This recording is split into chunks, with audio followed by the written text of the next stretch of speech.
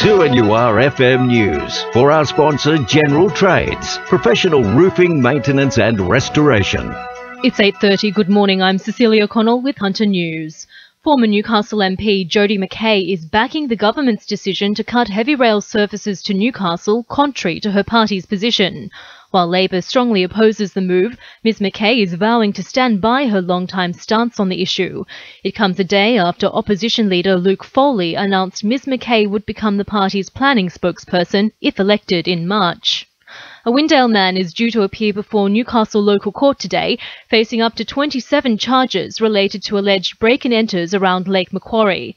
Senior Constable Sue Thompson says police finally made a breakthrough yesterday after several months investigating a range of crimes committed in the area.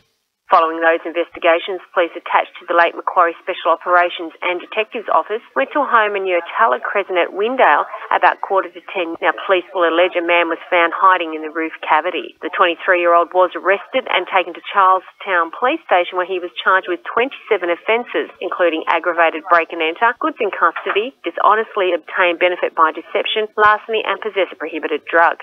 Business owners across the Hunter are disappointed the Asian Cup has so far failed to attract the influx of tourists anticipated.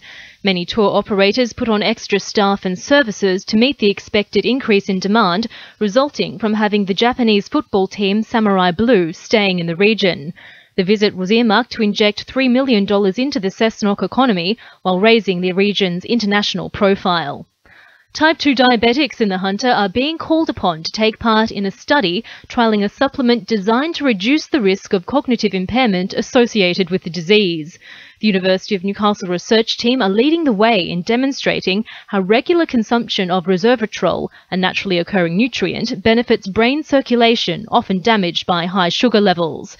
Study leader Professor Peter Howe says the trial is part of a much larger study. The results will enable us then to progress to a longer-term study where we're going to be assessing the benefits of regular daily supplementation with the optimal dose of resveratrol as identified in this study. And we expect that this will lead to the development of specific recommendations to slow cognitive decline and to help prevent dementia, not only in diabetics but in other risk groups in our ageing population.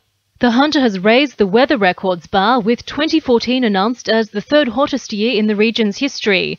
Data from the Bureau of Meteorology's annual climate statement show many of the highest temperatures occurred in November, before the start of summer. Newcastle also experienced its equal hottest nighttime average of 15.5 degrees. And Dungog RSL is poised to receive almost $20,000 in funding to help mark 100 years of Anzac. The money will be used to restore a First World War field gun set to go on display in Dungog, bringing the electorate's total commemorative funding to more than $64,000.